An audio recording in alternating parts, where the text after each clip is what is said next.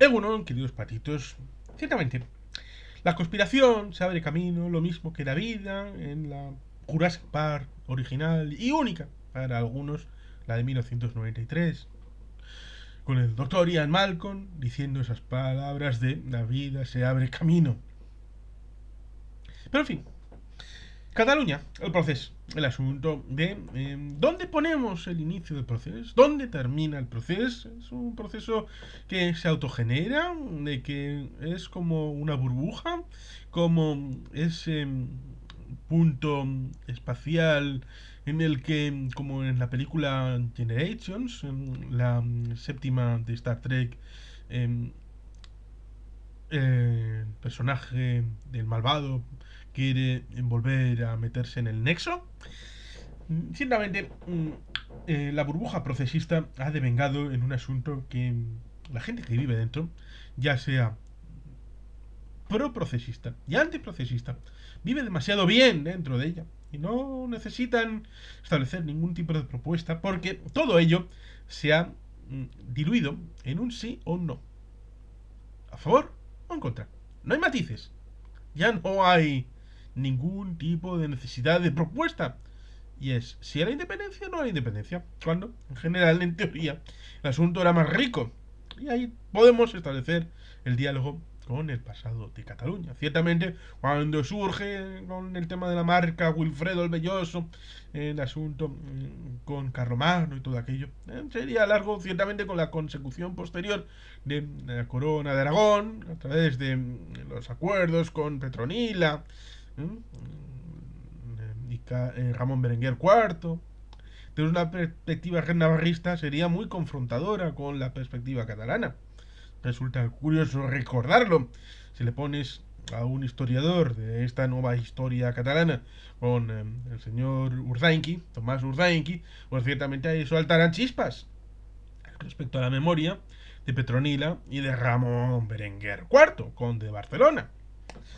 Pero ciertamente, cuando llegamos al asunto de la reina Xenxa, el asunto de la dualidad, ciertamente la esquizofrenia, de que parte del catalanismo el 11 de septiembre de 1923 está celebrando algo, pero el 13 apoya al capitán general de Barcelona, de Cataluña, que es el señor Primo de Rivera, para dar el pronunciamiento y golpe de Estado. Y en el 25 hay catalanistas buscando el apoyo de la Unión Soviética, no de Francia, no del Reino Unido, para tratar de superar con una intervención armada esa dictadura. Que en el año 36 pagarán un servicio de inteligencia a algunos burgueses catalanes que tendrán escenario en el País Vasco. Un servicio de inteligencia al servicio de los fascistas, burgueses presuntamente catalanistas. ¿Por qué? Pues porque el señor presidente Companys no controla lo que sucede en Cataluña. Tiene un pequeño guardia de corps, pero la mayor parte son anarquistas. Y por el hecho de que los anarquistas han tenido, como el Guadiana, en la época de la Segunda República, presencia política pública o no, dependiendo de sus volubilidades, dicen, este tiene un bagaje político, institucional, sabe lo que se hace, por lo tanto, en vez de quitarle a este y ponernos nosotros, como pasará en Aragón habrá un gobierno regional gobernando por la mitad del territorio, la otra mitad estará del lado fascista, gobernando creo que desde Caspe, recordando el compromiso de Caspe del siglo XV, un gobierno anarquista, con todo lo paradójico que resulta un gobierno anarquista. Contradicción in terminis. Pues en Cataluña pensaron, este es el bueno, el Companys. Pero eso significaba que la mayor parte de los soldados presentes eran anarquistas. A diferencia de lo que sucedió en el País Vasco, al que se llama Oasis. Pero evidentemente, cuando se dice Oasis vascos, no se significa el hecho de que no hubiera disfunciones y dificultades, porque estábamos metidos en una guerra civil.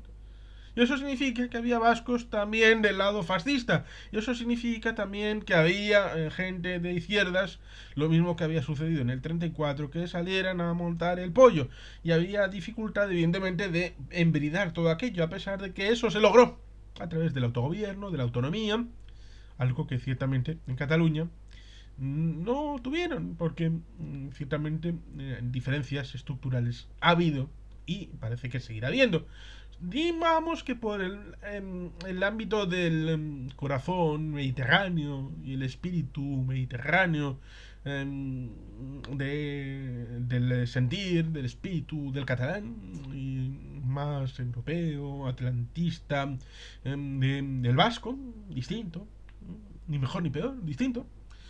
Y eso significa ciertamente el hecho de que, bueno, cuando surge la posibilidad de hacer un tránsito a una democracia, en el 77-78, aparentemente con la restauración de la Generalitat, pero en realidad, de fondo, en la parte de atrás, cuando rascas un poquito, el que era el presidente de la Diputación franquista, el señor Samaranch, que en la reunión de Moscú del COI del año 80 acabará convertido en presidente del COI y que llevará los Juegos Olímpicos a Barcelona en el año 92, dejó su puesto de presidente de la Diputación franquista de Barcelona al señor Tarradellas.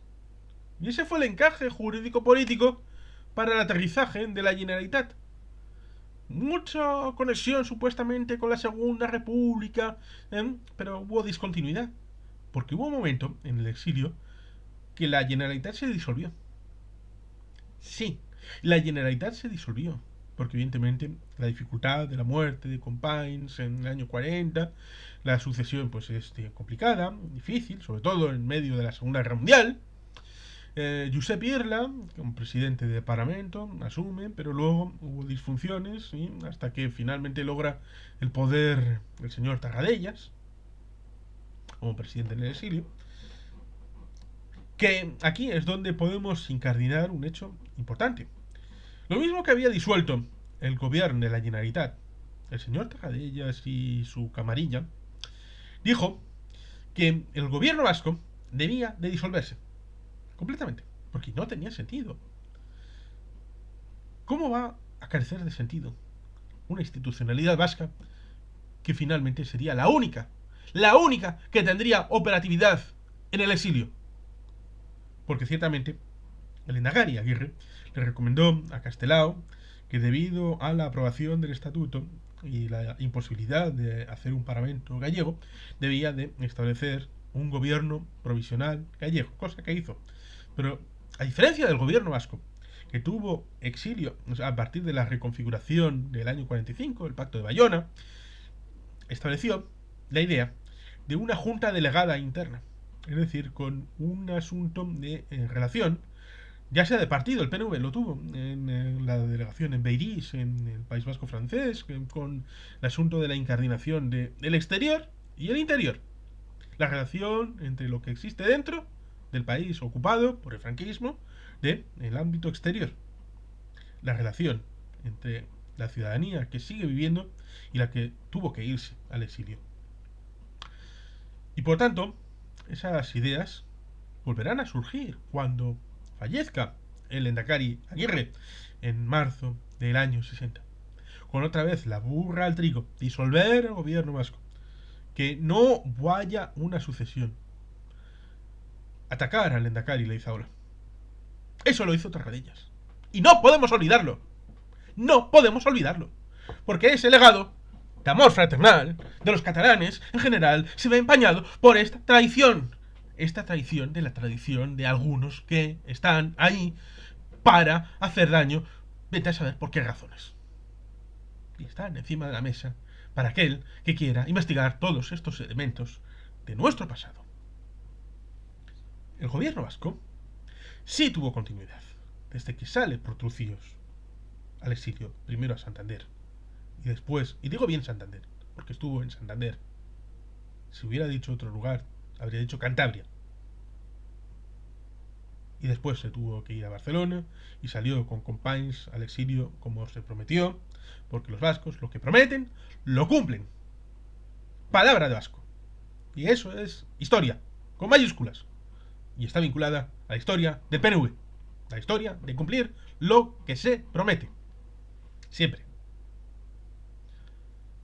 Y ese componente de asistencia en el País Vasco francés y en partes del Estado francés a la gente que se tuvo que ir con lo que llevaba puesto al exilio y después que se tuvo que ir a Venezuela o a México o a Argentina, a las colectividades vascas que estaban allí ayudando a los vascos que tenían que ir al exilio, lo mismo que habían ido al exilio después de las guerras carlistas y de la industrialización, con la idea de seguir manteniendo ahí un estilo de vida distinto, bucólico, pastoril tal vez, pero con un gobierno vasco de continuidad hasta el año 77, 78, en donde al final, en el año 79, el Lehendakari Leizaola volverá, pero cuando esté aprobado el Estatuto Vasco en referéndum y esté en vigor, para transmitir las llaves del gobierno vasco en el exilio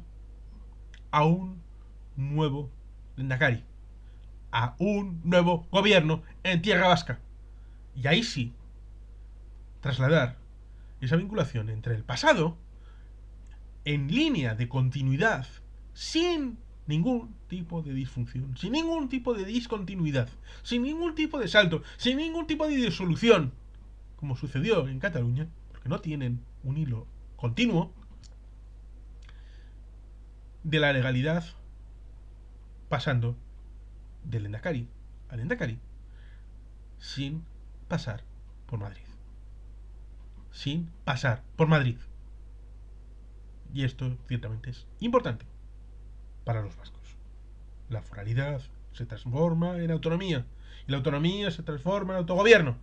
Y el autogobierno cobra sentido a través de la disposición adicional primera de la Constitución negociada por el PNV. Y se transmuta a través de la disolución de las leyes abolitorias a través de la disposición derogatoria segunda. Y se transmuta en nacionalidad a través del artículo 2 y de la disposición transitoria segunda. Y se transmuta en verificabilidad con el 53% del censo vasco votando a favor el 25 de octubre de 1979 a favor del Estatuto Vasco. Y se verifica en posibilidad de futuro con la restauración foral plena abierta por la Constitución y por la disposición adicional única del Estatuto Vasco, que establece que en virtud de nuestra historia no renunciaremos a lo que podamos tener como derechos. Y eso se verifica en las elecciones del Parlamento Vasco de marzo de 1980 y de la conformación del gobierno vasco en abril de 1980. Y la negociación del sistema de concierto para superar lo sucedido en 1937 con el honor de ser Vizcaya y Guipúzcoa provincias traidoras al alzamiento nacional, porque solamente se podía ser traidor a un golpe de Estado desde el punto de vista del franquismo, por supuesto.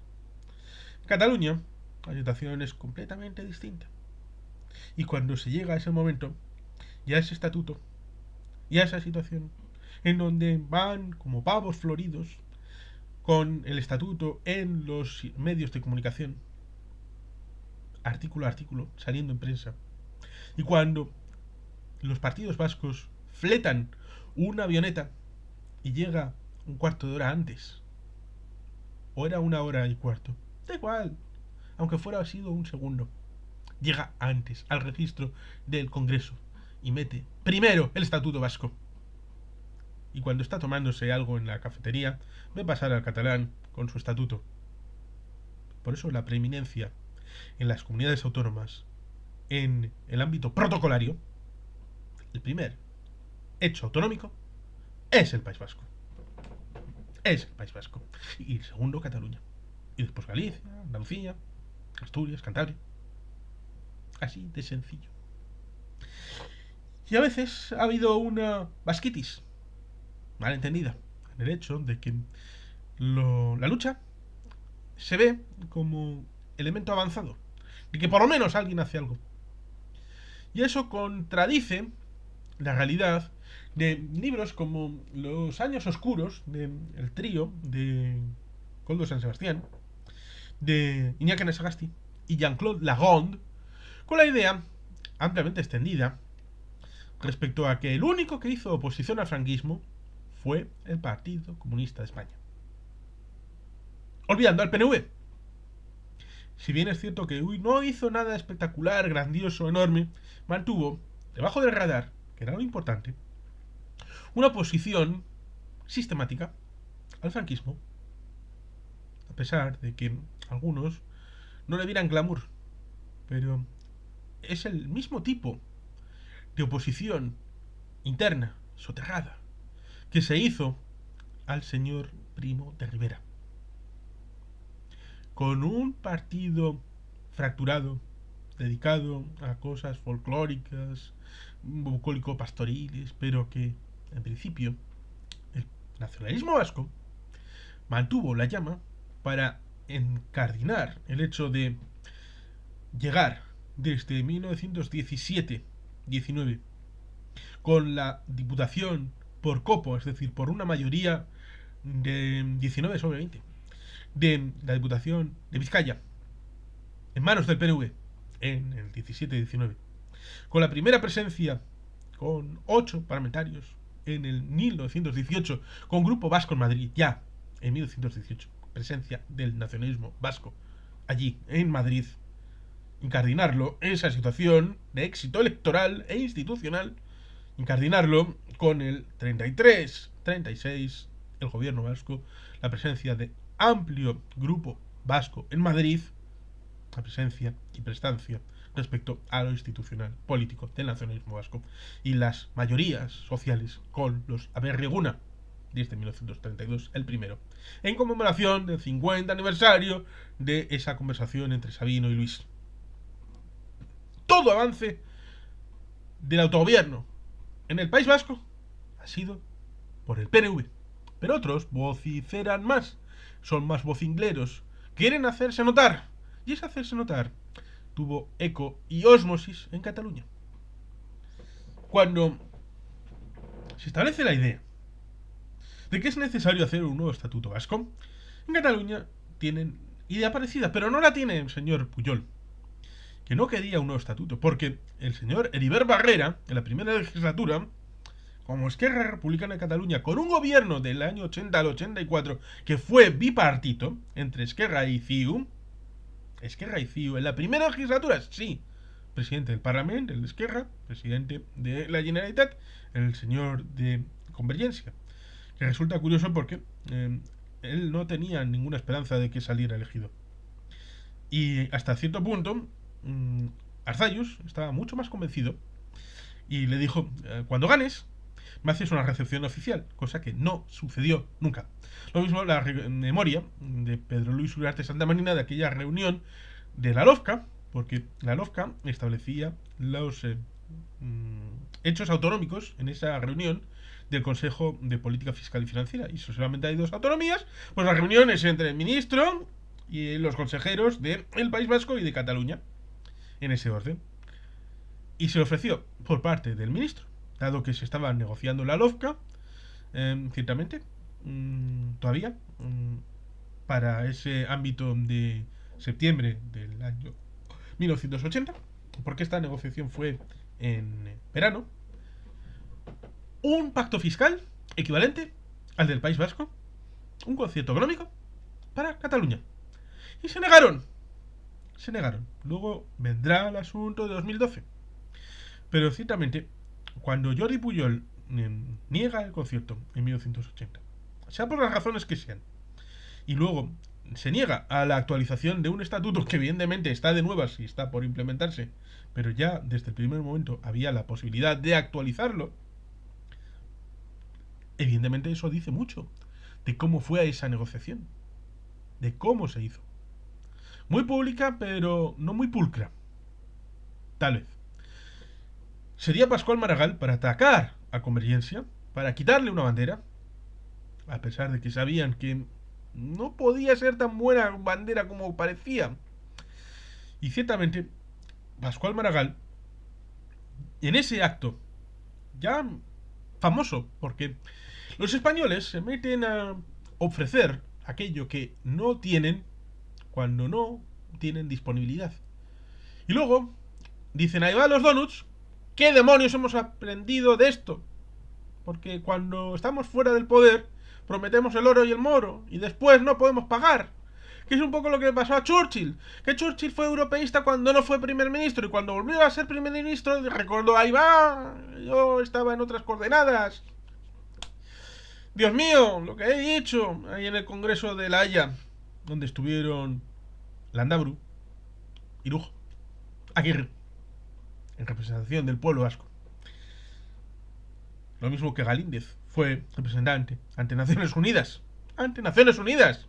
Y estuvo en la reunión de San Francisco del 45. Por tanto, cuando en 2003 Zapatero dice aquello, apoyaré lo que vote el Parlamento de Cataluña, ¿sabía lo que estaba diciendo?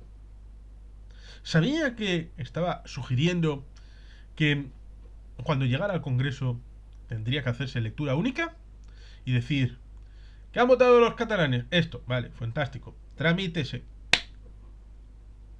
aprobado, a positivar, venga, metámoslo en el BOE? Eso era lo que estaba diciendo. No una negociación doble, que es la trampa. La trampa que muchas veces se establece. La idea de que como son franquicias, negocias primero con la franquicia en tu territorio, llegas a un acuerdo con ellos y después dicen, ah, nosotros no sabemos nada de esos. Esa gente de este partido que está allí no tiene nada que ver con nosotros. Por tanto, cuando llegues aquí, tienes que negociar con nosotros. Y en la mesa de negociación te encuentras en el otro lado a gente que supuestamente ha negociado contigo en el territorio. Y te encuentras, ahí va, pero ¿qué haces tú enfrente? Pero tú no estabas defendiendo este esquema que hemos acordado en nuestro territorio. Y pasa así. Te encuentras con que gente del Partido Socialista de Cataluña negocian el estatuto en Cataluña, logran una mayoría de 120 diputados de 135 para la renovación del estatuto, pero cuando llegan a Madrid, como el PP, aunque tenga 15 diputados en el Parlamento, tiene bastantes más en el Congreso y es necesario para que salga adelante, en teoría, pues se suman a la presión al Partido Socialista a decir, espera, ¿qué has pactado en Cataluña? Porque esas cosas igual son un poco separatistas. Y separatismo puede ser cualquier cosa. Lo mismo que hablamos en su momento con el tema de Walt Disney. Y que Walt Disney despachó a gente levantisca porque igual querrían más salario, igual querrían horas para poder estar con su familia, o si tenían una enfermedad, pues poder tener disponibilidad, temas laborales, en suma. Y como son levantiscos, digo que son comunistas y así los puedo poner al pie de los leones y chacharlos y que salga gratis. Porque digo, son comunistas, son antiestadounidenses. ¡Hala! Venga, limpien el corral mío. Y así parecido se tiene una idea respecto al asunto de los levantiscos catalanes que, oye, cualquier confrontación contra el sistema, porque el sistema es bueno per se y no tiene disfunciones y todo funciona maravillosamente, cualquier queja, eres un separatista. En ese esquema, donde se ha petrificado la Constitución, donde no se puede modificar nada, donde ciertamente depende de quién haga las cosas, va a haber una respuesta u otra, donde viendo que en el ámbito europeo hay decenas y decenas de modificaciones de la Constitución, donde hay muchos países que establecen la idea de consulta como algo omnicomprensivo para diversos temas, ya sean migraciones, impuestos, se denigra vinculando consulta con una consulta en concreto y denigrando el instrumento para todo, para que no haya consultas. Cuando en la segunda investidura de Obama, en la segunda elección, en 2012, hubo 1.200 referéndums y consultas, incluyendo una soberanista en Puerto Rico, en Estados Unidos, y en España ha habido 11 referéndums. 11. 4 del Estado, como es el de la reforma política del 76, la Constitución del 78, el de la OTAN del año 86 y el de la Constitución Europea de 2005. Y en las nacionalidades, que son 4, País Vasco, Cataluña, Galicia y Andalucía, para sus estatutos.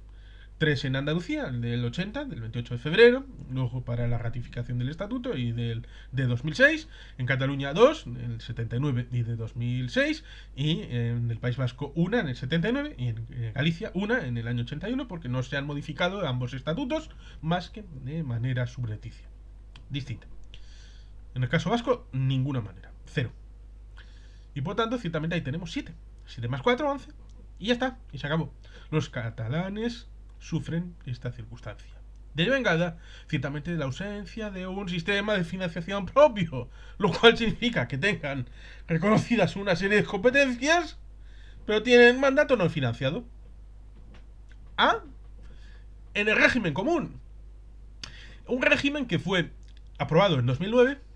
Recuerdo la imagen de Joan Ridao cerrando el acuerdo con Zapatero. Pero que luego, en teoría, estos términos se negocian al de 5 años. Es un plan quinquenal. En 2004 se hizo con CIU, en 2009 se hizo con Esquerra, pero en nombre del resto de las comunidades. Por tanto, es una negociación compleja.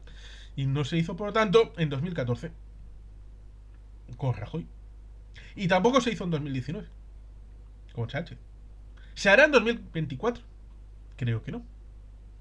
A pesar de las disfunciones evidentes, con deudas monumentales, derivadas de situaciones de la pandemia, de la guerra y de cosas anteriores mucho más gravosas, con la invención del FLA, del fondo a proveedores.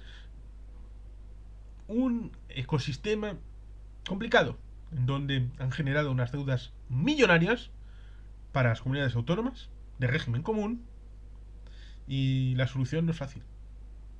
Y de ahí surge el de España en Sloba, el asunto del déficit para Cataluña, el asunto de los 14.000 millones, que se dijo alguna vez, luego se dieron otras cifras, y el motor que culmina ciertamente con el asunto de la sentencia. Porque resulta interesante recordarlo, el hecho de que el Partido Popular apoyó artículos en el Estatuto Andaluz que luego reivindicó como inconstitucionales en el Estatuto de Cataluña.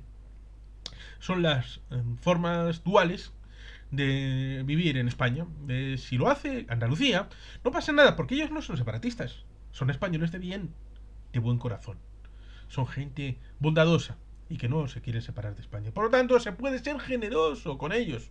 Se puede establecer un marco de consultas, ya desde el Estatuto Andaluz, y una fórmula reglamentaria para que establezcan la idea de ejercer consultas del marco teórico. Simplemente para que se sientan a gusto con esa forma de orgasmo. Sí, vamos a decir orgasmo. El orgasmo que te lleva a haber visto plasmado ese derecho, a pesar de que técnicamente sabes que lo vas a tener en la vitrina y que no vas a ejercer nunca. No ya un derecho de autodeterminación. No. El derecho a, por ejemplo, que en Cádiz, la ciudad de Cádiz, a través de ese ordenamiento pueda establecer un marco de consulta ligado a sus competencias. O algún otro ámbito institucional o territorial. Es decir, no va a tener desarrollo, más allá de lo legal. Pero cuando el esquema se fija en Cataluña y el Parlamento hace una ley de consultas, así en amplio espectro, no ley de consultas como se hizo después de a una consulta en concreto, al final se acaba llevando al Constitucional y una mayoría instrumental sobre lo que se quiere conseguir más allá de la justicia, de lo que se quiere juzgar, establece qué es lo que debe de salir. Porque los catalanes son levantiscos, son separatistas, no se puede confiar en ellos, no son leales. Hay una fórmula de lealtad que va solamente en una dirección. Desde el Estado, desde el Madrid político, no se tiene que ser leal con Cataluña. Eso viene de fábrica. Se da por supuesto. Es Cataluña la que tiene que ser leal con el resto de España y con el Madrid político. Y eso genera disfunciones. Y eso genera resquemores. Y eso genera problemas. Pero es un problema que con voluntad política se puede superar. Ciertamente, ¿qué es lo que tenemos encima de la mesa? Pues ciertamente, el 2010. Todo ese asunto que cristaliza en la sentencia era tan grave como para que esos 14, 16 artículos fueran eliminados de la legalidad constitucional, o era la puntilla que establecía un relato en donde los agravios, que son muchos, se concentran en tratar de establecer una pregunta solo, de sí o no. Luego intentarán volver a abrir el espectro, establecer esa idea de los 13 puntos y luego 26 de la negociación de Artur Mas en el mano a mano con Mariano Rajoy, de los puntos de agravio que también intentará Puigdemont, pero eso ya es después de haber tratado de reducir el campo de debate a solo un sí o un no. Porque cuando el Lehendakari Ibarretxe sale, evidentemente, el proceso todavía no ha empezado. Pero cuando Urkullu entra en Ajuria el proceso todavía formalmente tampoco ha empezado a tope. Y llama, una de las primeras cosas que hace es llamar a Artur Mas y decirle: presidente, desde Ajuria tienes un leal amigo partidario de gobierno. Podemos hacer frente a los desafíos territoriales mano a mano, con una estrategia compartida, afrontando el desafío general juntos, yendo mano a mano a presionar a Madrid para que esto cambie. Respuesta del presidente Mas: nosotros tenemos una vía nuestra y haremos lo que nos corresponda. Vosotros haced lo que os salga del pepino, pero no contéis con nosotros. Cataluña hará lo suyo. Cataluña no cuenta con nadie. Cataluña va adelante con su hoja de ruta. ¿Vale? Fantástico. Adelante, ¿eh? Tira para adelante. Porque en septiembre intentaron hacer el pacto fiscal. Reconocieron ciertamente que se habían equivocado en 1980, con la boca pequeña, y sin decirlo muy alto. Y sin recordar que en el año 2000, en Papeles para la Economía, en una revista económica, preguntaron a los consejeros de Economía y Hacienda si querían la extensión del concierto económico a sus territorios. Y Cataluña dijo que no. Cataluña dijo que no. El consejero de Economía y Hacienda de ese momento respondió a la revista diciendo que no lo querían. ¿Saben quién fue el consejero de Economía y Hacienda que lo dijo? ¿Que respondió a esa revista de esa manera? Artur Mas y Gavarró, el futuro presidente Mas. Ahí está la respuesta. La única que no respondió fue la vicelendakari y consejera de Economía y Hacienda, y hoy hacen el juez Abitia, porque lo único que tenía que decir es: ellos hagan lo que les dé la gana. Nosotros tenemos el concierto. Allá cada cual con lo suyo. Y para poner eso, oye, me abstengo. Que hagan lo que quieran. Y no respondió. Pero Artur Mas dijo que no. Y luego, en 2012, quiere el pacto fiscal.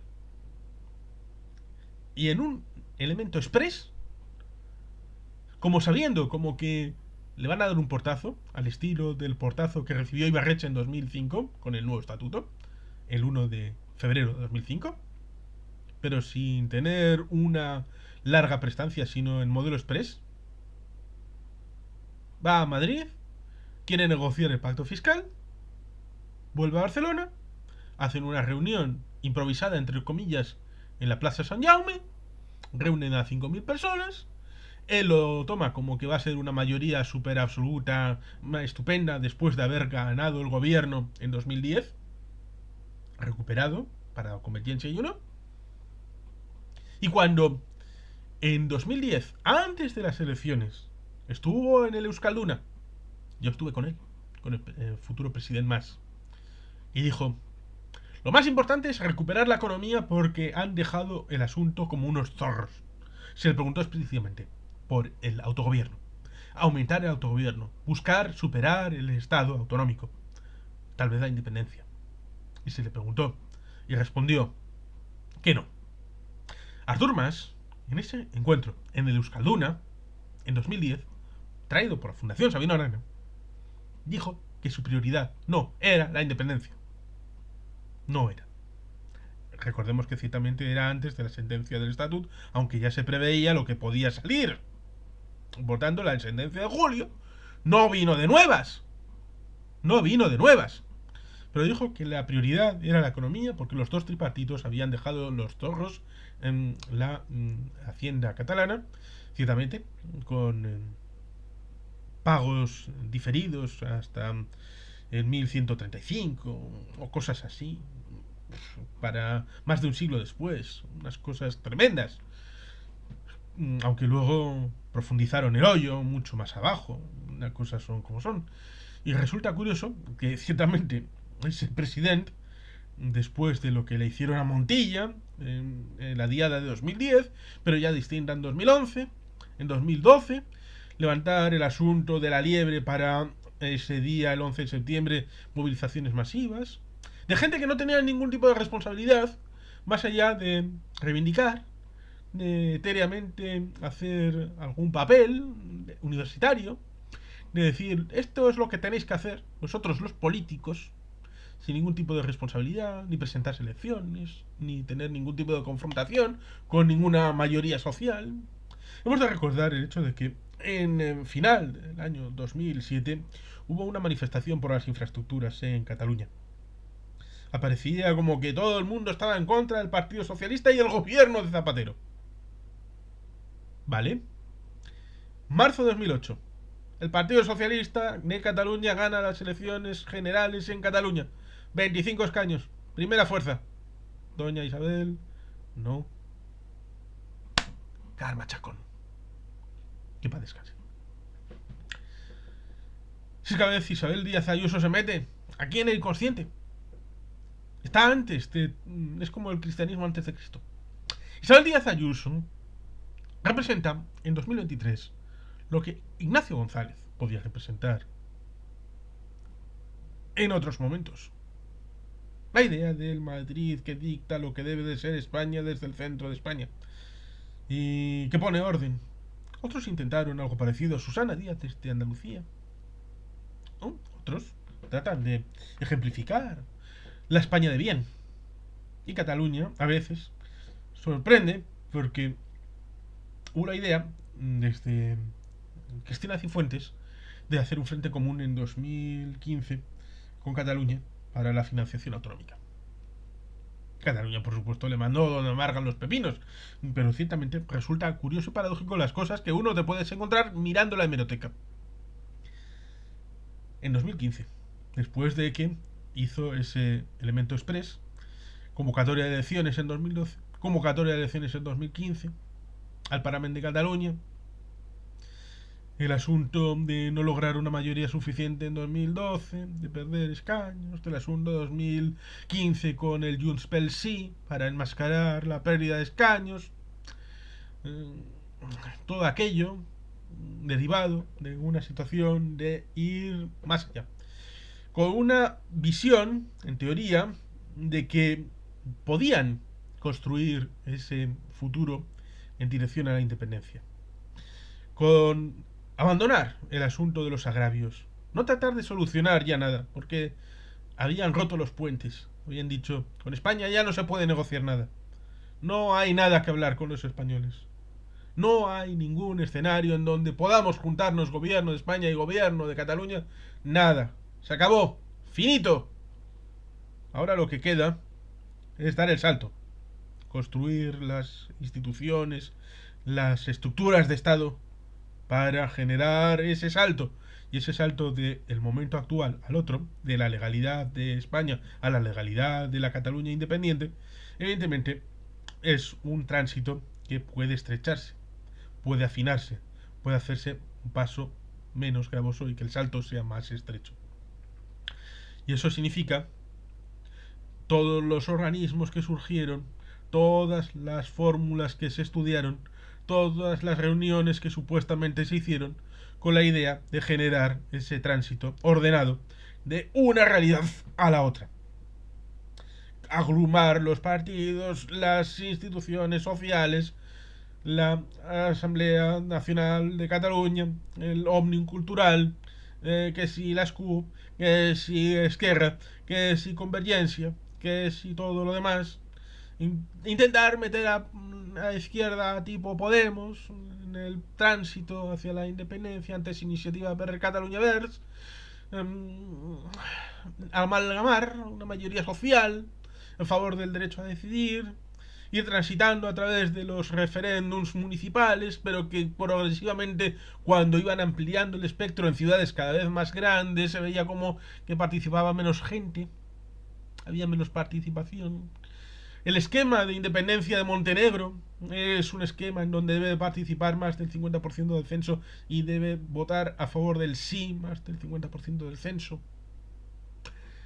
Cuando uno mira las circunstancias de la situación del llamado proceso 2010, 2012 y a partir de ahí en dirección hacia 2017, no puede uno sino pensar en ese engaño colectivo que supuso engaño para la publicidad y el marketing cara afuera, con la idea de que oponerse al esquema general era oponerse al derecho a la independencia de Cataluña, cuando había que desligar completamente dos cosas. Dos elementos. El derecho ético y el derecho real. Es decir, el marco del debate teórico de los agravios con Cataluña en el marco del Estado de las Autonomías, ¿existe? Claro que existe. Y es un alimento que desemboca en la hoguera del proceso. Es como gasolina que emerge para el fuego como si fuera queroseno, que da calor. Pero otra cosa es el ejercicio del proceso, lo que supuso en la realidad. ¿Qué camino se eligió? ¿Y qué hechos se sucedieron? Pero se trataba de vincular, de que si criticabas lo que se estaba haciendo, estabas criticando el hecho de que tuvieran independencia en algún momento. Y que si no estabas con ellos, estabas contra ellos. Y si no estabas con ellos, al 100%, estabas con el PP, con el PSOE, y eras más español que Pardo Zancada con Franco y Espartero juntos. Así de clarito. ¿Dónde está el problema? Que así se construyen las sectas. Con ausencia de crítica. Con creación de una comunidad. Viendo, por ejemplo, la película La Ola. En La Ola se establece muy claramente cómo se crea una secta. En ese caso ligado al nazismo y a la memoria de Alemania. A pesar de que técnicamente el experimento original se hizo en Palo Alto, en California, en los Estados Unidos en 1968. Mayo del 68. Fue muy prolífico para todo el mundo, incluido Berkeley y toda California, y cosas que se decían estilo hippies. Estas cosas no pueden pasar. ¿Cómo que no pueden pasar? Vamos a hacer el experimento. Y el experimento genera dolor. Como se ve en esa adaptación para Alemania de la película Die Welle, La Ola. Merecidamente debe ser vista. Y el procesismo se metió en esa burbuja, obviando todo lo demás y diciendo que los que estaban dentro eran miembros de la comunidad. Y tenían sus reuniones, y tenían sus marchas, tenían sus cadenetas, tenían sus formas de expresión, en esa burbuja interna en donde ellos construían la nueva nación catalana para generar el nuevo Estado catalán. Y que el malvado Estado español no les reconocía como tal. ¿Pero qué querían?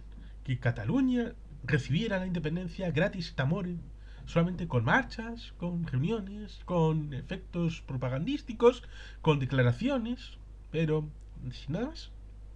Por eso cuando se llega al 2017 y se establece la idea de la participación de las fuerzas de seguridad del Estado en aquella intervención en la Consejería de Economía, ciertamente es un delito decir que fue una insurrección y que los Jordis hicieron tal o cual cosa, que los patrols, que si lo otro.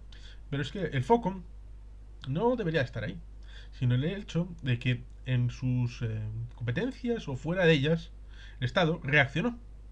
Reaccionó. Puedes decir, el Estado se extralimitó en septiembre y octubre del 2017. Vale, preséntalo dentro de un relato. Pero es que tú mismo lo tiras por la borda. El relato se destruye. Lo mismo que con los Tierra Pizza, que los mejores refutadores del sistema Tierra Pizza son ellos mismos, en el procesismo, los mejores refutadores del proceso es alguien que te trate de explicar el proceso. Porque ellos, con las leyes de desconexión, que son ciertamente legales, pero cuando tú estableces un marco legal, es para implementarlo, para llevarlo hasta las últimas consecuencias. Y lo que ocurre con una de esas leyes de desconexión es que marcan la unilateralidad como idea para forzar la bilateralidad. Y está dentro de las leyes, solamente hay que buscarlas y leerlas en su justa integridad. Forzar la unilateralidad para llegar a la bilateralidad. Es decir, una supuesta independencia unilateral para forzar la revisión del pacto con Cataluña por parte del Estado para hacerlo efectivamente bilateral. Es decir, una supuesta independencia que encubre una no independencia. Y así es como uno puede entender la independencia de los 6 segundos de octubre del presidente Puigdemont. Solamente lo puede entender desde este ámbito de interpretación, desde este ámbito de investigación, que fue ciertamente una mentira al pueblo de Cataluña. Fue un completo juego de trileros. Le engañaron al pueblo. De ahí esa visión de las pantallas grandes, en la parte de la explanada del Parlamento, de esas muecas de dolor y de asombro respecto a la suspensión de la independencia declarada 6 segundos antes. No entiendo nada. ¿Qué demonios está pasando aquí? No estábamos a punto de declarar la independencia y ejercerla, y es que jamás quisieron ejercerla. Ese es el meollo del asunto.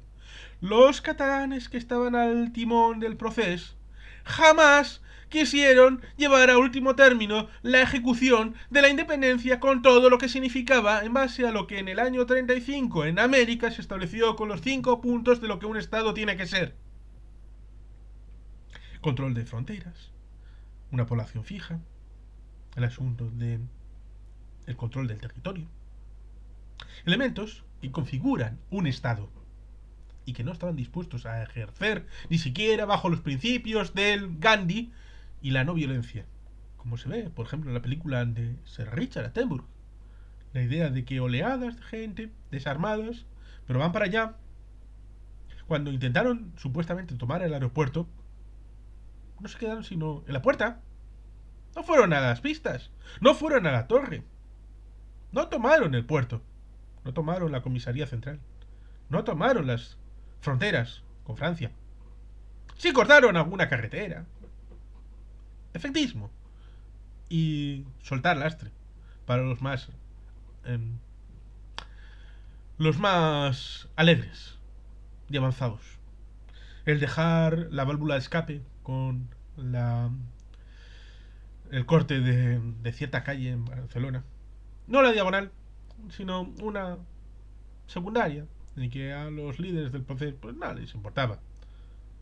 Y que al final la acababa cortando la Guardia Urbana de Barcelona y controlando los Mossos de Escuadra. Lo cual ciertamente es romper con el sistema de derecho, romper con la legalidad.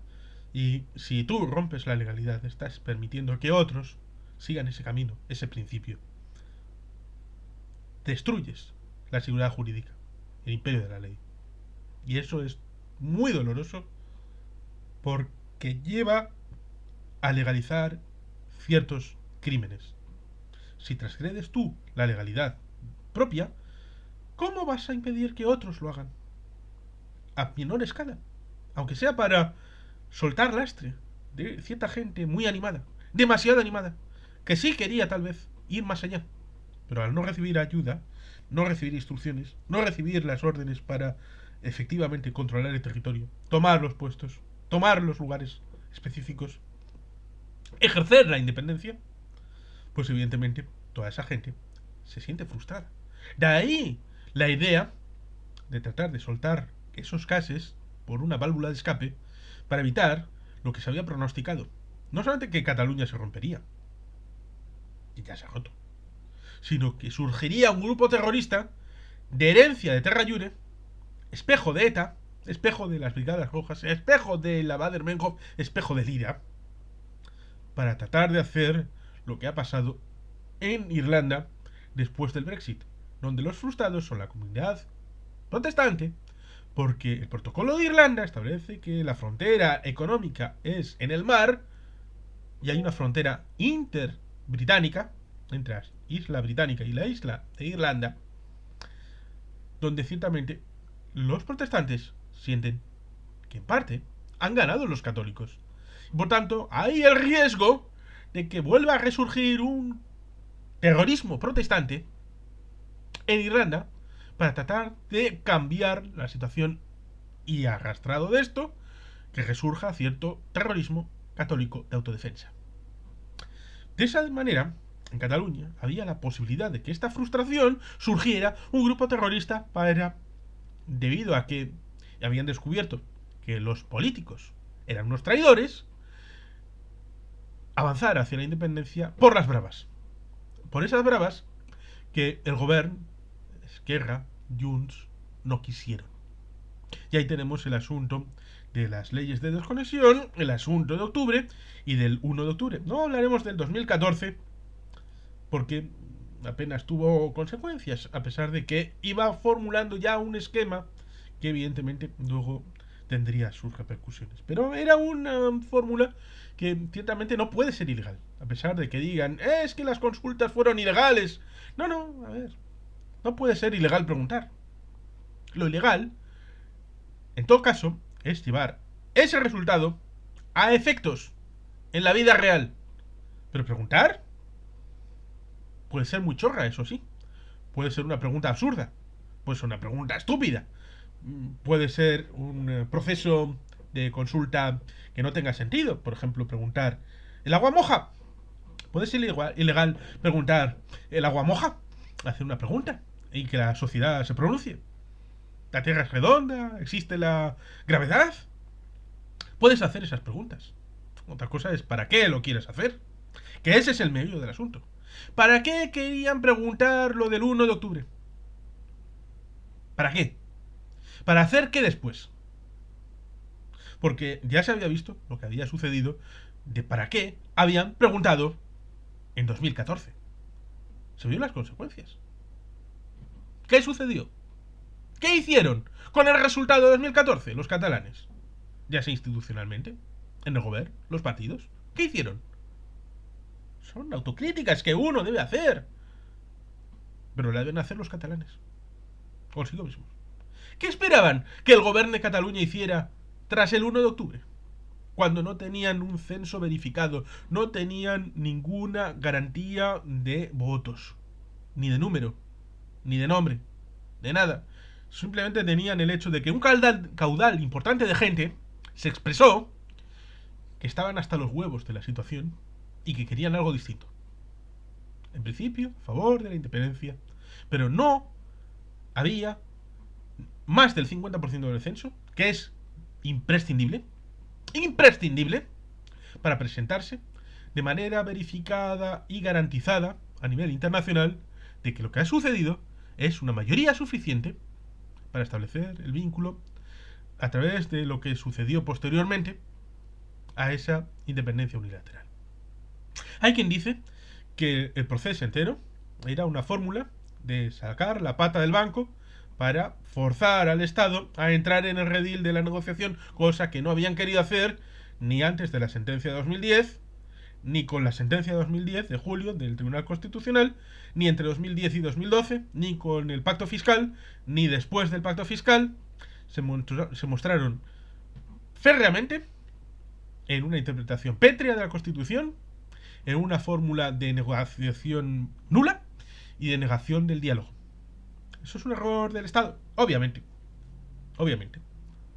Eso significa que hay que negar todo el campo de negociación y negar toda la panoplia de argumentos y cerrarlos solamente en un sí o no. Porque le estás haciendo el favor al enemigo.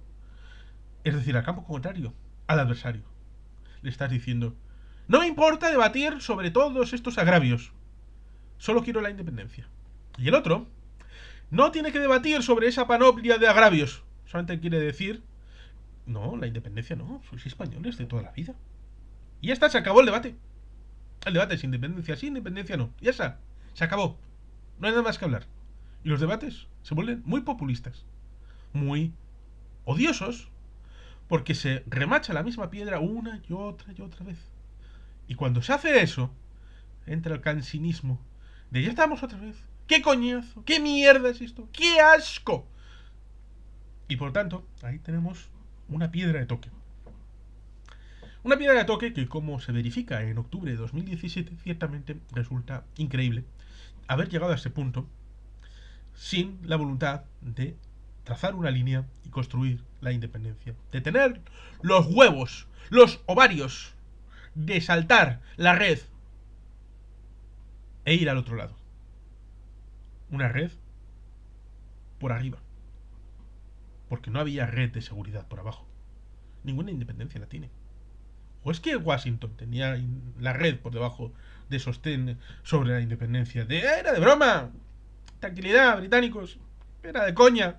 Esto de la independencia cuando estaba jodido en Valley Force y necesitó la ayuda de los españoles, además de los franceses y de los neerlandeses.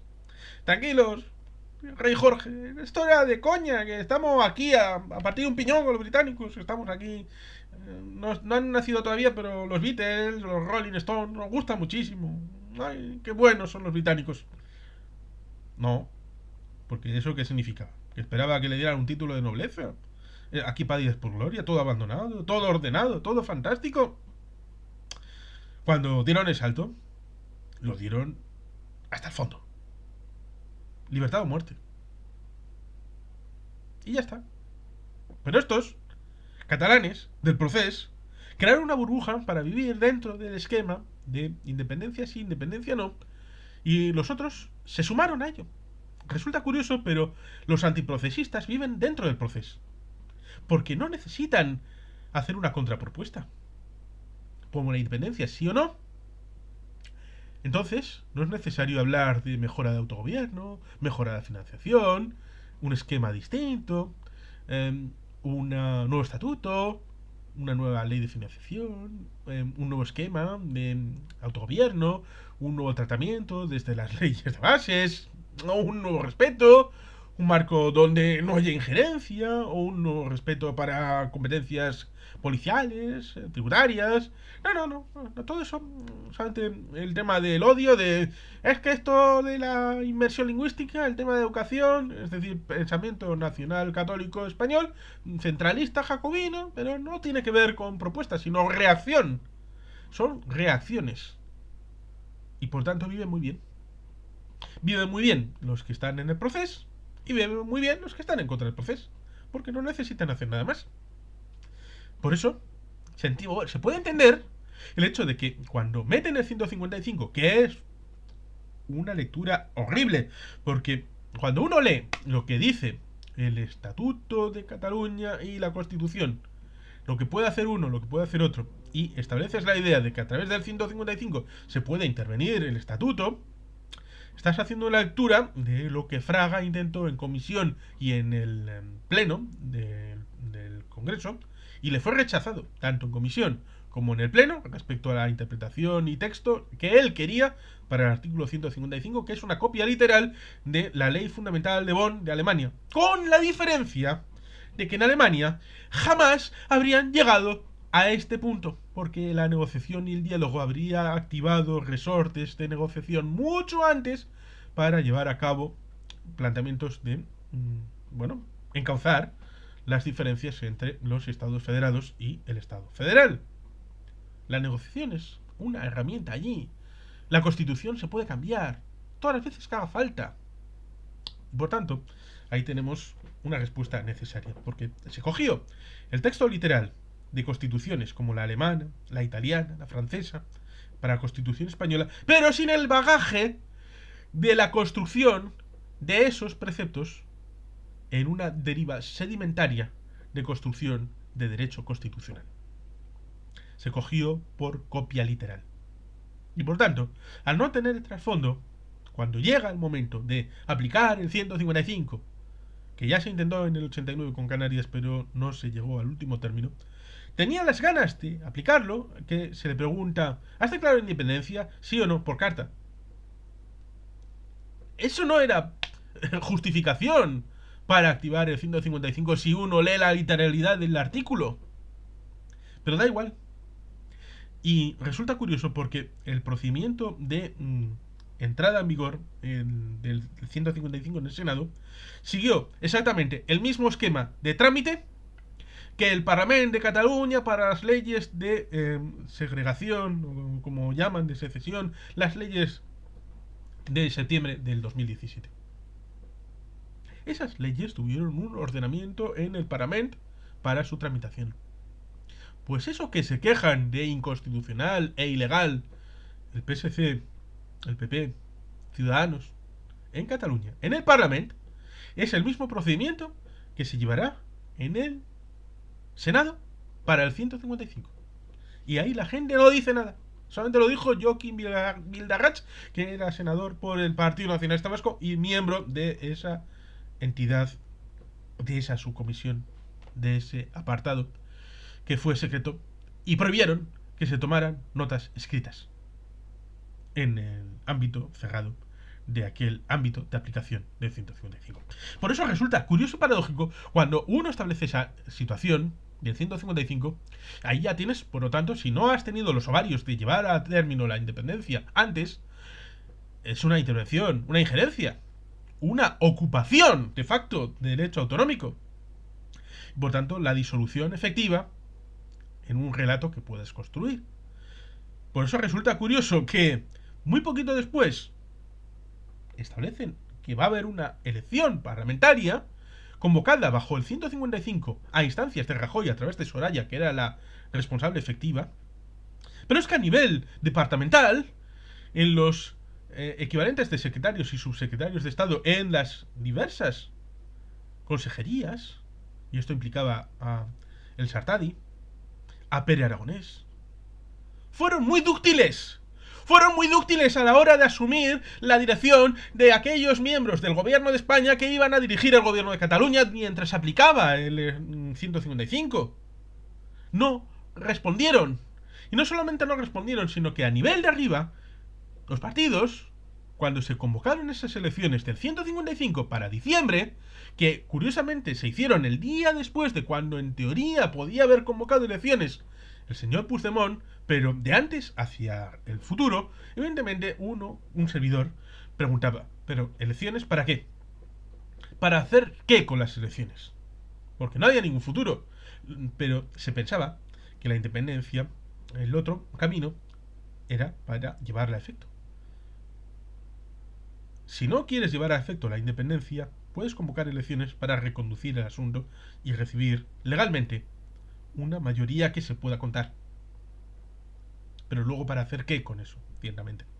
Y como no había nada, pues ciertamente resulta curioso que la elección que ese día de autos y que el Endacari recuerda y explicó en el juicio cuando le llamaron, y tiene una carpeta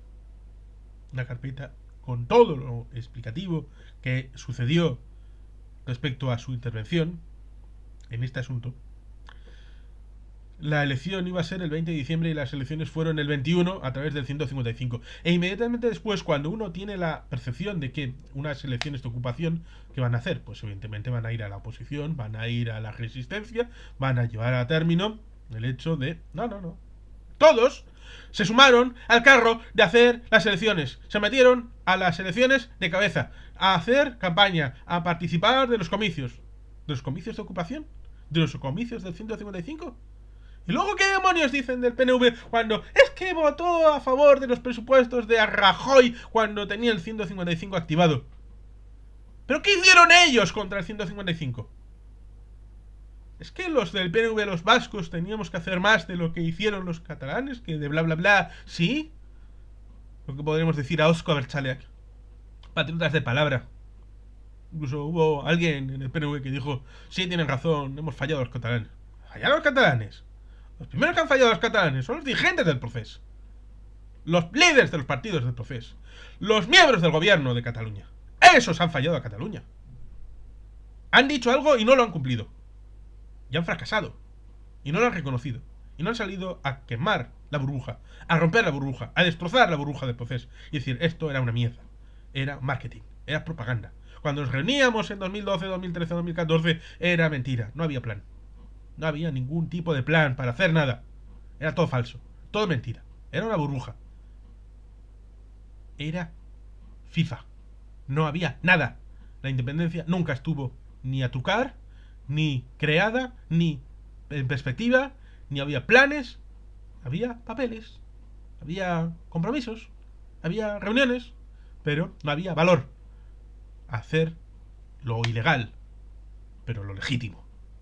Porque nunca hubo legitimidad de más del 50% que legitimara a ojos internacionales esa independencia unilateral. Porque no había valor para romper los huevos y tener unas cáscaras luego en la rémora del pensamiento. Porque prefirieron salir en la parte de atrás de un coche en dirección a la tranquilidad de fuera de Cataluña, cuando otros se quedaron y entraron en la cárcel. Cuando todo eso sucede, cuando se pone la carga de la prueba en el PNV, que es el que levanta el 155, el que levanta el 155 es el PNV forzando la negociación en Madrid, dando la posibilidad de que presenten un candidato a presidente de la Generalitat, que ponen al Quim Torra. ¡Al Quim Torra! Que solamente cometió una ilegalidad. Poner una pancarta en periodo electoral. Y por eso le inhabilitaron. Solo por eso. Pero el resto, ni romper una papelera. No cometía ninguna ilegalidad. Muy riguroso con la legalidad. Otra cosa es, ¿para qué? ¿Para qué tener un presidente? Igual tenemos que pedir perdón por darles la oportunidad de tener un presidente y que ellos, en esa oportunidad, eligieran a Quim Torra. Y lo que no hicieron. Porque está el desafío de los hechos. Y es el desafío de qué has hecho por la independencia. No qué has dicho, no qué palabras, no qué declaraciones. No, ¿qué has hecho? Y el proceso, ya lo dijo Clara Ponsati y otros, fue humo.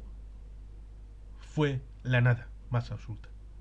Y por tanto, cuando trataron de llevar el proceso a otros escenarios, utilizarlo como ladrillo contra los vascos para tratar de cooptar un marco en donde cualquier forma de independencia era lucha por la independencia. Y si estabas en contra es que no eras independentista. Para luego ver cómo Bildu le da gratis a Tamore el apoyo a Pedro Sánchez, porque se meten en el asunto de queremos un gobierno de izquierdas en España. Queremos que no gobierne la derecha, para quitar y poner presidente del gobierno de España, que era lo que decía Antonio Basagoiti respecto a que él, desde el PP vasco, era el que quitaba y ponía al Endacari. ¿Estamos en esas? ¿Qué es España para vascos y catalanes? ¿Un escenario para poner un gobierno u otro? ¿Un lugar donde negociar un encaje más amable? ¿El lugar del que se quiere separar? Los catalanes lo demostraron por la vía de los hechos. Los catalanes del espectro nacionalista, que luego se convirtieron en procesistas, no en independentistas.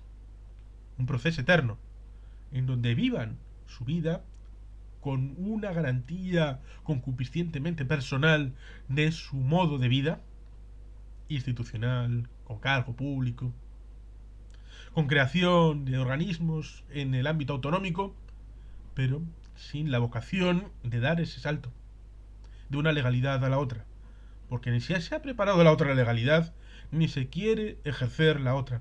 Quieren, como dijimos en los primeros conversatorios, y hay dos, pero uno especialmente con Jordi Aragonés, que los catalanes, independentistas, realmente procesistas, lo que querían era que les dieran el asunto hecho. Como Juan Carlos de Borbón y Borbón con el 23F. Él no quería mezclarse, no quería pringarse. El golpe de timón, como dijo Tarradellas, que estaba pringado en el 80 con el golpe de Estado, quería que le dieran la solución hecha. no tener que hacerlo él.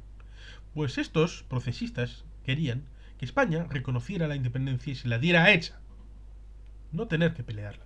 Y por eso cuando negocian con los rusos, es para que los rusos se la den hecha y subcontratar a quien pelee por la independencia de Cataluña, porque esos catalanes no están dispuestos a ir a la confrontación en las calles para defenderla, aunque sean desarmados. No están dispuestos a hacer marchas en donde puedan sufrir y quedar heridos. Ese discurso de la no violencia en Sudáfrica, en la película de Gandhi, ese no estaba en ningún lugar de Cataluña. Y por eso el Procés estaba nacido muerto, estaba destinado al fracaso desde el inicio, desde el momento de su surgimiento. ¿Dónde está el problema? Ciertamente, el problema está que 6 años después del octubre de 2017, ¿en qué punto está Cataluña? Porque siguen con la rémora del relato construido, del marketing procesista, a la hora de mantener aquellos viejos esquemas de rigidez, de mantener las esencias, del honor, de la gloria, del supuesto exilio de Puigdemont, el presidente legítimo, después de haber habido elecciones, las del 155 y las del 14 de febrero de 2021, en las que el presidente es Pere Aragonés. A pesar de que la primera fuerza fue el PSC, la segunda Esquerra y la tercera Junts, porque el PDeCAT fue por separado e impidió que Junts fuera la segunda fuerza, cosa que habría sucedido si Junts hubiera incorporado al PDeCAT, pero es que el sistema procesista impedía, sino esta situación. Y las situaciones internas de quién dijo qué, quién montó qué, quién se fue, quién no se fue, para decir cuál es el programa, la propuesta, pero siempre desconectado de la realidad. ¿De qué vamos a hacer? Eso no se pregunta, porque eso no se va a hacer. ¿Cuál es el discurso? ¿Cuál es el relato? Mucho relato y pocas nueces. Y ese es el problema que tiene encima de la mesa Cataluña. Y los demás, a los que nos quisieron inducir a una supuesta independencia, con un relato también llegado del Estado español, que es tóxico. Tóxico el uno y tóxico el otro. Debemos desligarnos todos del proceso y de los relatos del proceso, dejarlo en la cuneta y que se consuma internamente en Cataluña. Porque mantener cualquier tipo de ligazón nos lleva al mal. Y debemos volver a poner encima de la mesa el asunto de la dualidad del debate. Una cosa es los agravios que tiene Cataluña y que también tienen otros. Agravios en una situación de dificultad y de desigualdad y de ataques al hecho autonómico, del autogobierno y de la necesidad de reconocer derechos que los tiene, legales, constitucionales, en leyes internacionales, en derechos humanos. Ese es el debate teórico que existe, que ha existido y existirá en Cataluña, pero también en Galicia, en el País Vasco y en otros territorios de dentro del Estado español y de fuera del Estado español. Si aquellos que quieren lo alimentan. Ese debate teórico y debate de bases. Pero otra cosa distinta a ese debate teórico, en donde un servidor se posiciona, lo mismo que reconozco que tenemos agravios en el País Vasco, es la base fundamental de nuestra reivindicación nacional. Allí en Cataluña tienen esos agravios, pero lo que pasa es que los propios procesistas han tirado por la borda ese debate, fusionándolo con el otro, el tema del proceso. Y desde octubre de 2017, cuando se me cayó la venda de los ojos y vi lo que era el proceso, lo que estaban haciendo en la realidad, no lo que prometían, sino lo que hacían y dejaban de hacer en la realidad, lo que prometían y no hacían. El proceso es basura completa, es la mayor mierda que podían poner encima de la mesa desde Cataluña. es el mayor favor que le han podido hacer a los nacionalistas españoles. Y por eso soy acérrimamente crítico de ese proceso, de ese modo de vida, de esa basura infecta que es el marketing político de algo que está en lo etéreo, en el limbo, metidos en una situación de ausencia de relación con el espacio-tiempo, en donde en teoría tenían que superar una situación de declive, de destrucción de una Cataluña que podía ir a la deconstrucción y convertirse en la Murcia del Norte o en la Valencia del Norte. Seguramente se pueda decir que el proceso ha acelerado esas dinámicas y que la decadencia de Cataluña, que existía antes de la incorporación del proceso al marco mental, el proceso ha ayudado a profundizarla y a degenerarlo. Y por tanto, esa Valencia del Norte, esa Murcia del Norte, será una realidad más pronto que tarde. En parte gracias a Colau y su gestión en el Ayuntamiento de Barcelona. El mejor alcalde que ha tenido últimamente ha sido el señor Xavier Trias. Y ya hemos visto en 2023 lo que ha pasado con la negociación para la investidura del alcalde de Barcelona. Y con la candidatura, que era suya propia, no de partido, era de Xavier Trias. ¿Y por qué era de Xavier Trias y no del partido de Junts? La respuesta es obvia. Y por tanto, ser crítico con el proceso es una necesidad objetiva para cualquiera que sea realmente independentista. Pinchar la burbuja, eliminar ese relato, destruir esa mentira y esa falacia, ese elemento de limbo en donde no hay espacio, no hay tiempo. Hay que salir de eso. Y los catalanes verán lo que hacen. Pero los demás no podemos estar atados de ninguna manera a esa basura infecta llamada proceso. Y por eso hay que poner en sordina el hecho de que los catalanes en septiembre de 2017 no hicieron nada. Y el no hacer nada tiene consecuencias. Por eso puedo entender y comprender hasta cierto punto lo que el señor Xavier Rius comentó en su diario y en su canal de YouTube. El asunto de que en el mundo actual, lo mismo que tenemos aquello de el Mario Draghi que dijo aquella declaración de haré lo suficiente y necesario para mantener el euro donde está. Fue una declaración, fueron unas palabras. Y eso significó la estabilidad del euro. Recuperar un ambiente de tranquilidad. Por tanto, puedo entender que unas declaraciones, es decir, algo que no son hechos, no son acciones ejecutivas, no son elementos reales, pueden tener afectación. Y que esa declaración de los 6 segundos pudiera tener efectos de desestabilización y que necesitaban, desde el Estado, para poder sostener a Cataluña y a España, para no entrar en situaciones complicadas, una fórmula de intervención, o de actuación, o de reacción.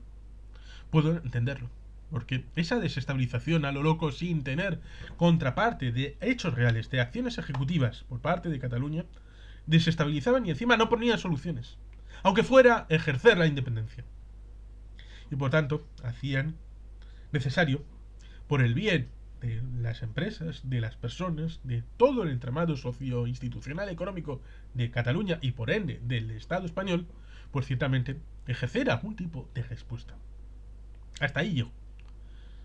Pero ciertamente eso, por el lado de los catalanes, debería tener el hecho de que la no respuesta es una respuesta y la no acción es una acción, ciertamente. Pero estaban pidiendo algo porque habían prometido algo.